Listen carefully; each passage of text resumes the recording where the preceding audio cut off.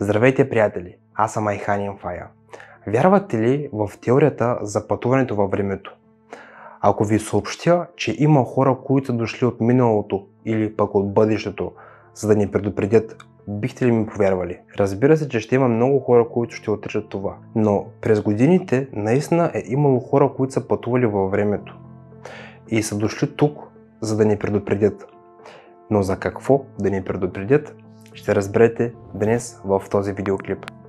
Ако накрая на видеоклипа сметнете, че видеоклипът ви е бил интересен, образователен и ценен, бих се радвал за един лайк, един коментар и защо пък не абониране с камбанка.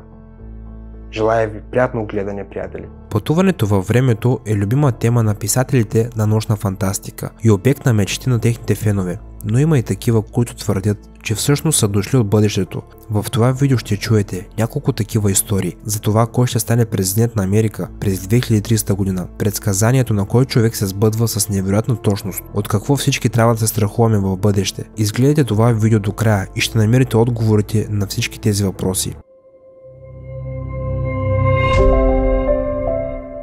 Ной. Той твърди, че сега при него годината е 2300, но се е върнал в наши дни, за да ни предупреди за бъдещето. Той твърди, че всъщност е на 50 години, но е взел лекарства против стареене, за да остане вечно млад. И той споделя, че рискува живота си всеки път, когато разказва за тайните, свързани с пътуването във времето, но все пак го прави.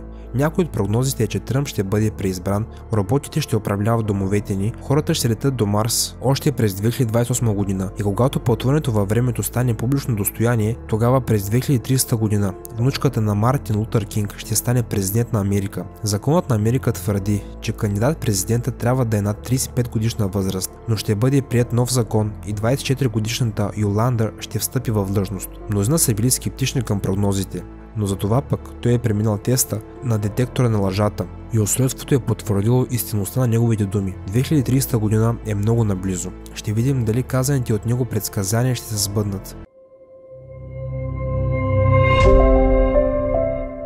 Радиоводещ е предсказал бъдещето. През 1945 година популярен британски радиоводещ е направил прогнози за 100 години напред. Той е предположил как ще се промени светът до 2045 година. И тъй като в момента сме 2022 година, знаем, че много от неговите прогнози са се сбъднали. И то толкова много, че мнозина вярват, че неговите предсказания са били толкова точни, само защото или той самият е бил от бъдещето, или някой от онези, които е познавал, е посетил там. Ето неговите прогнози. Човек ще посети небесни тела, такива като Луната и Марс. Това е наполовина правилно. Големите компании вече няма да имат монопол върху новините и развлеченията. Хората ще имат достъп до информация навсякъде, която е на 100% вярна. Телевизорите ще стават все по-малки и по-малки, до степен, че да могат да се приберат в нашите смарт часовници. Това също е вярно. Той също е споделил, че охранителните камери ще бъдат инсталирани на всеки ъгъл от съображения за сигурност, но това ще ограничи свободата ни. Радиоводещият е направил някои други прогнози, които все още не са се сбъднали,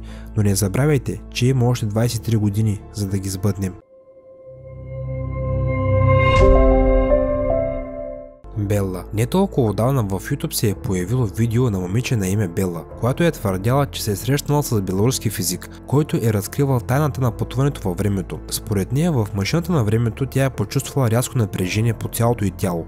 Всичко е почерняло, а когато си е отворила очите, тя е видяла истинска анархия. Учените са изпратили в 3800 година, където са открили огромен брой разрушени сгради и роботи, помитащи всичко по пътя си. Тя дори е показала снимки, която е направила в бъдещето. Според нея снимката показва летящ робот-изтребител, изстрелващ лазери на фона на футуристични сгради. Тя дори е твърдяла, че е срещнала един от тези роботи. Тя го описва така: имаше изражение на лицето и страхът се излъчваше от него. Искам да си представите метален човек, невероятно силен и без чувство на съжаление. Звучи зловещо.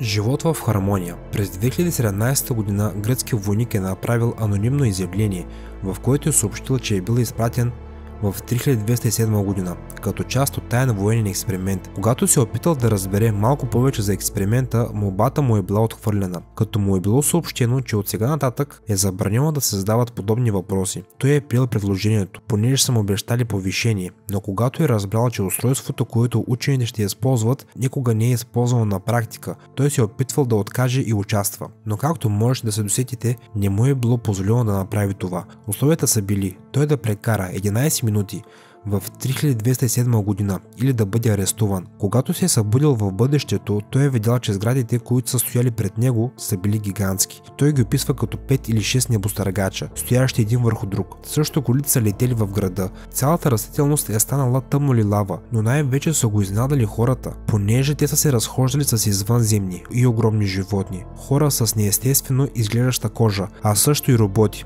Но в същото време всички са живеели в хармония. Той е споделил, че е видял огромни генератори, заобиколени от неонов син цвят. Най-вероятно са произвеждали енергия. Летящи автомобили също са били заобиколени от светлината. Във всеки случай би било много интересно да се озовем в такова бъдеще. Мъжът от парка. Няма информация относно този човек, който е разказал историята си в парка. Според мъжа, през 2004 година той е бил изпратен до 2100 година. По това време пътуването във времето е станало възможно, но учените все още не са измислили как да пътуват до миналото. Както много хора в това видео, първото нещо, което той е предупредил човечеството, е глобалното затопление. Хората трябва да преминат към чиста енергия възможно най-скоро. След това той е споделил, че до 2100 година ще имаме няколко бази на Марс. Той също е споделил за проблема с пренаселването, поради което много хора ще отидат да живеят на други планети. Една от тях, както всички знаете, е Марс. Другите планети, които човекът не е посочил, са били като предпазна мярка. Той е споделил, че той, подобно на много други пътници във времето, е изложен на риск, когато споделя подобна информация, понеже хората от бъдещето имат технология да елиминират такива хора. Втората непосредствена заплаха за нас след глобалното затопляне е наречен изкуствен интелект. Според него, през 2100 година изкуственият интелект ще е по-умен, отколкото някой от живите хора. Да вярвате или не, всеки решава сам. Обаче тази прогноза звучи по-скоро правдоподобна. Подводен град. Миналата година човек, който се е наричал Едуард, се е появил в Америка. Той е споделил, че през 2004 година е станал участник в таен експеримент, който му е позволил по някакъв начин да пътува във времето. Едуард е споделил, че по време на експеримента той е бил транспортиран 3000 години напред и е приключил на изключително необичайно място. Едуард е споделил, че първоначално си помислил, че стои на огромна дървена платформа, но когато е вдигнал очи, видял, че къщите, пътищата и тротуарите, с други думи, целият град е бил направен от дърво. Когато се огледал и се осъзнал, че все още е в Лос-Анджелес, но не на земята, а под водата. Поред Едуард всичко се е случило поради глобалното затопляне. Хората са били принудени да се адаптират към живота под вода, като взема в предвид, че почти 70% от прясната вода на нашата планета е наистина концентрирана в ледените шапки и ледниците. То подобен сценарий също звучи доста правдоподобен. Може би ще ви е странно, но човечеството като вид може лесно да се адаптира към живота под водата за толкова кратък период от само 3000 години. Във всеки случай, дори Едуард е имал снимки, но за съжаление няма да можем да ги видим. А какво мислите вие? Фотошоп или пътуването във времето наистина е възможно? Споделете вашето мнение долу в коментарите. Правилните решения за спасяването на Земята. През 2017 година се е появил човек, който е разкрил, че е дошъл при нас от 2250 година. Споделил е, че е роден през 2215 година. Според него до 2050 година ще има значителен глобален недостиг на храна поради пренаселването. До 2098 година покачващите се морски нива ще изместят милиони хора от техните региони и ще доведат до още по-голямо пренаселване. Като решение той предлага да се започне изграждането на подводни градове, което всъщност съответства на това, което говори Едуард. Също според пътешественика във времето ще бъде открит живот на Титан до 2168 година, който окончателно ще потвърди факта, че не сме сами в тази вселена. Според човека причината, поради която никога не сме влизали в близък контакт, е, че извънземните цивилизации обикновено се унищожават преди да са се развили.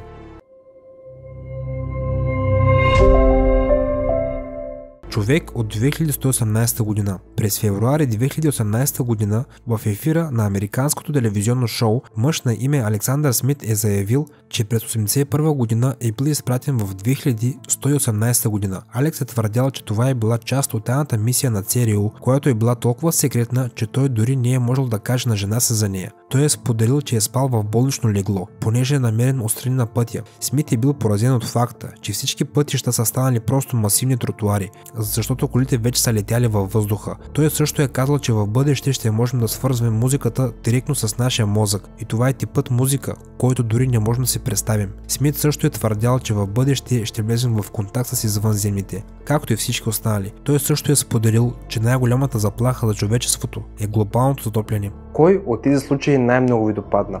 Не забравяйте долу в коментарите да споделите вашето мнение. Предполагам, че знаете, отговарям на всеки един коментар, за мен това е чест и удоволствие. Ако видеоклипът ви е харесал, не забравяйте един лайк, един коментар и абониране с камбанка. Очаквайте съвсем скоро много нови и интересни видеоклипове. И преди да си кажем чао, искам да споделя с вас, че това е мой плейлист с всички интересни качени видеоклипове от мен в YouTube, а това е моят последно качен видеоклип в YouTube, много интересен, натискайте и се наслаждавайте. Чао, приятели, и до скоро!